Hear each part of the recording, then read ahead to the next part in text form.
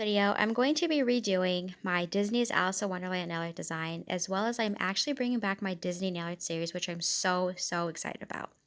The first nail is going to be the Cheshire Cat, and I'm just doing some mauve purple or mauve purple stripes on a hot pink base. So some of the designs in my Disney series that I'm doing is going to be based on cake art. I love seeing cake art. I think it's really cool. So next is going to be the Queen of Hearts, and I'm just taking my detail brush and doing a triangle shape of red and black, and this is going to be the base of her skirt. And then I had to flip my hand near my face so I could do this because this was too hard for me to do upside down.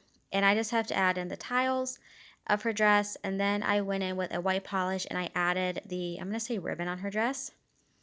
Again, this was inspired by the skirt of her dress. All right, so the next nail is going to be a card nail, and I decided to do the 3 of hearts.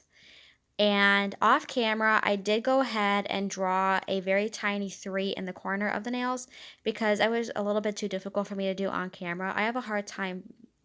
I'm still working on freehanding words and numbers. So the next thing is going to be the rose bush, and I meant to draw leaves that were standing behind the roses, but I accidentally drew daisies.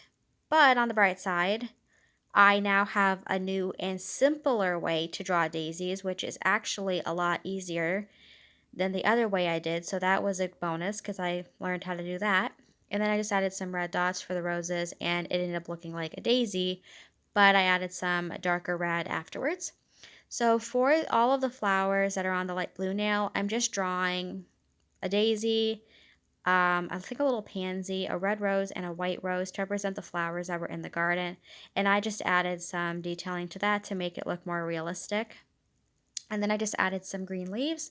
I was not going to paint faces in this. That was just going to be too difficult for me. But I just wanted this nail to represent all the flowers that are in the scene where she's in the little flower garden. All right, so next I'm going to just continue to do the leaves, and then for the roses, I just added some darker red polish to add the petal effect. And while this was drying, I just went ahead and shared the nail polishes that I'm using.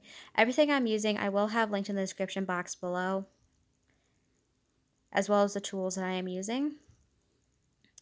And then once this was dry, I waited about, I want to say about 10 minutes-ish. Once I finished showing the polishes, I went ahead and I applied a fast drying top coat. I used Essie's gel setter here just because it was a little bit thicker, and I just wanted to see how that would look. It looked really cool. So normally I would say fast drying top coat, but I wanted to be specific this time in the top coat that I was using. Make sure you float the top coat instead of pulling it because that's how you can smudge a design. And that was it.